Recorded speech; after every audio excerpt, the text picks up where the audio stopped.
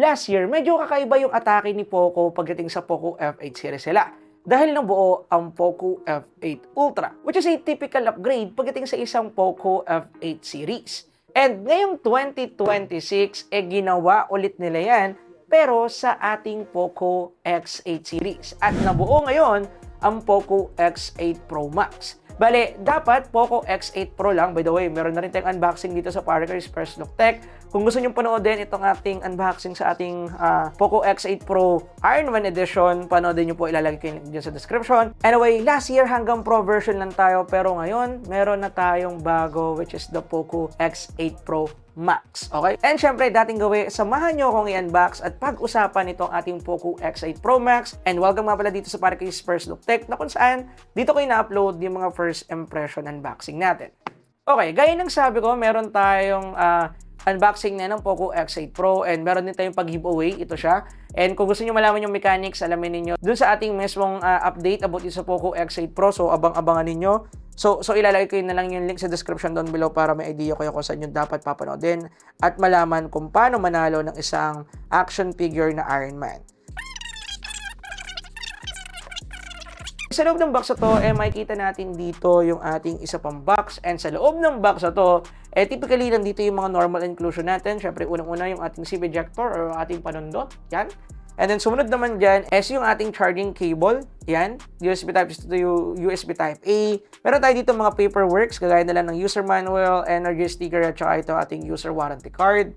Pretty much the same sa ating Poco F8 Ultra. And lastly, yung next natin makikita dito is yung ating Poco X8 Pro Max. And look at that. Ito yung ating mga specification. Meron tayo ditong flagship Dimensity 9500S. Meron tayong massive 8,500 mAh battery capacity, which is wow, ang laking battery niyan. And para sa mga hindi nakakaalam kung bakit nasabi kong malaki yan, dahil kung alam niyo yung isang version nito, which is yung kanyang C variant, nasa 9,000 mAh yon. And iniisip namin na ang magiging downgrade ng battery nito is at least 7,000 mAh. Pero kung makikita nyo dito, nasa 8,500. So yung natapyas lang is 500 mAh. Gustong-gusto ko malaman kung ano yung pinaka-overall capability ng device na to pagdating dyan. Unang-una ko napansin, hindi ko pa pinapakita yung design, massive yung phone. Hindi siya kagaya nito, nasaktuhan lang yung sizing, as you can see. Ganito mga size ng phone, yung trip na trip po talaga, yung medyo maliit. Pero ganun pa man, medyo reasonable dahil nga malaki yung battery na equipped dito, kaya medyo malapad din talaga yung phone. And look at that. By the way, itong variant na hawak-hawak natin is the color black. Pretty plain design lang, minimalist na minimalist, and meron tayo ditong Poco logo, nandito yung ating camera bump, and ginamitan na to ng frosted matte back. Syempre, naka-aluminum frame din tayo dito, and syempre, meron din tayo ditong glass back na frosted matte back finish. I don't know kung polycarbonate yung ibang part nito, pero nandyan lang yung naglalaro, polycarbonate or isang glass back. Pero feeling ko glass back siya, base sa katok check natin. In terms of design, yan lang yung mga kinakailangan yung malaman dito. And gaya na sabi ko, medyo mas malaki talaga tong phone na to, medyo chunky, which is syempre nakadepende na lang talaga sa user kung gugustuhin niyo yung ganito mga shape ng design. Nga pala, napansin ko rin na yung kanyang power button is the same nandito sa ating Poco F8 Pro. Meron tayo ditong red accent sa gilid. And meron din tayo ditong dual stereo speakers na malalaman natin yung capability. And gusto ko lang din palang linawin na dito sa box na to, wala tayong nakitang charging brick. And wala din ako idea if meron bang ibibigay na pre-charging brick si Poco kapag bumili tayo dito sa Philippines. Pero doon kasi sa kanilang Poco F8 series, nagbigay sila ng libreng charging brick. Sa box, the same lang din ang box ito na ganito kaliit or ganito kanipis. So iniisip ko na meron din siya kasamang charging brick. Pero at the moment, wala akong idea, wala silang kino-confirm sa akin. Kaya yeah, medyo missing siya. Siguro more information about dito sa full review kasi kaka-setup ko pa lang ng phone at isasalang pa lang natin yan sa balagbagang mga testing. So, upon check-upping, gusto ko lang i-confirm na meron tayong eSIM support. So, na-setup na natin and ito yung pinaka-main interface. Actually, wala namang bago. Normal HyperOS 3.0 or version 3.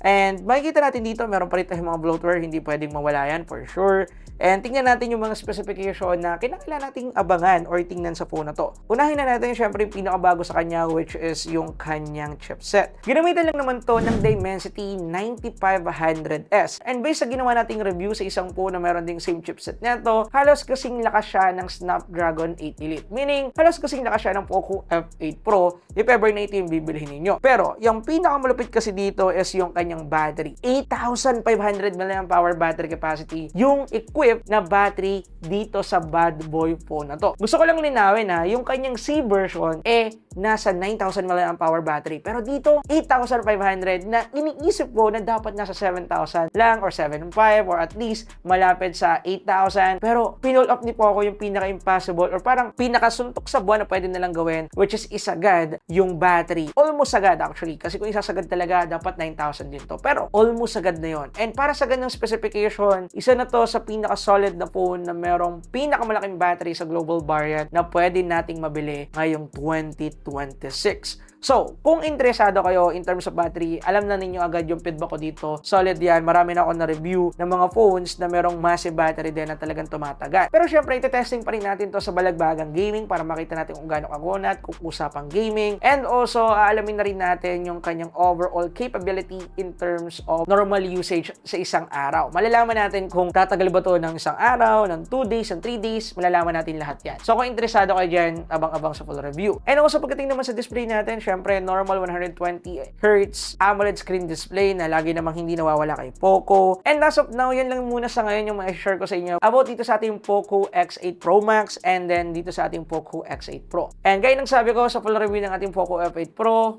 doon natin gagawin yung giveaway, so abang-abang kayo doon. And as of now, ito yung masasabi ko sa series talaga ng Poco ngayon. Kakaiba na ngayon ng Poco, promise, in terms of improvement, in terms of sagad na specs. Pero syempre, ang gusto nating malaman at the end of the day is yung presyo neto. I think magiging mabenta na naman ng Poco X8 Pro kasi for sure medyo may price ang Poco X8 Pro Max dahil malaki talaga or talagang solid yung kanyang performance. Pero syempre, gusto ko malaman yung capability ng kanyang chipset pagdating sa balagbagang gaming.